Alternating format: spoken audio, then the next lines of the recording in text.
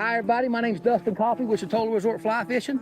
Go fish with Dustin and Morgan. I'm out here on Watauga River just to kind of do a little update with you guys. Just kind of we want to kind of do a little program where every day we do maybe 1 or 2, 3 minutes of instruction, just 1 or 2 tips every day, just kind of help you along. If you would like to go to our channel, it's Go Fish with Dustin and Morgan. Give us a like and subscribe, follow us along, and I'll be happy to share the stuff that the Lord's blessed me with over the years as far as fly fishing goes.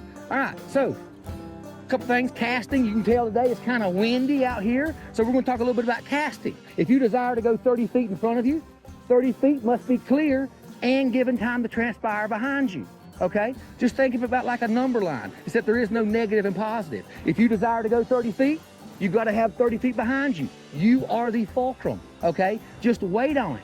If you guys play musical instruments, think of it like a note. Each movement you make is a note. This is a note.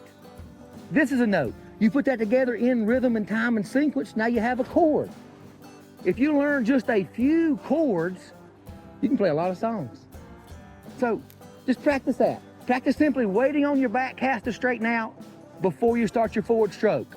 It'll improve your life. Harry Potter, I love Harry Potter. It's like flourishing your wadding too much. You're doing all this stuff. You're trying to be a Jedi Master.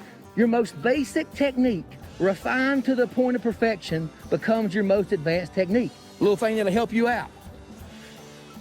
If your nose drifts over your toes, you're off balance, and energy is being dissipated in your movement instead of transferring to your lever. Here's an example of that. When you finish your forward stroke, guys, and you're straightening your arm out here, my nose is over my toes, I'm off balance. I'm gonna have to come back.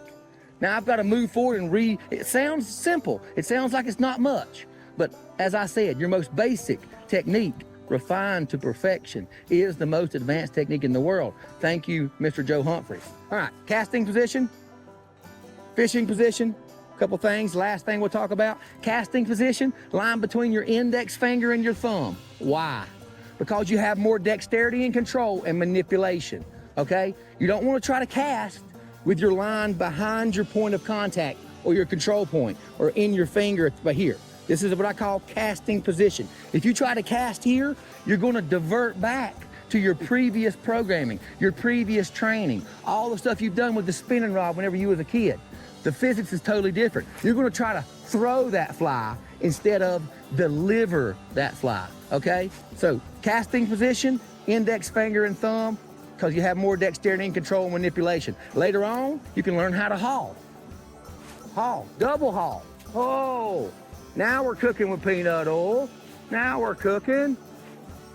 Casting position, fishing position. Very important, guys.